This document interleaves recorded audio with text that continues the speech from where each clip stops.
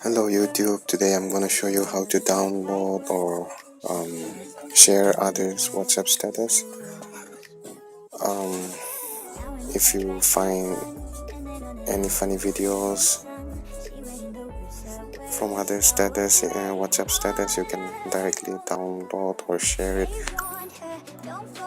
on your own status. So first of all, you have to go to File Manager and then go to settings, and you have to turn on this show hidden files. Just turn on this show hidden files and then you go back to this file manager, and then go to folders.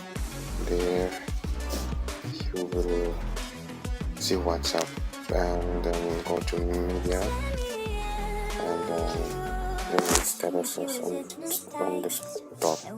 So these are the statuses of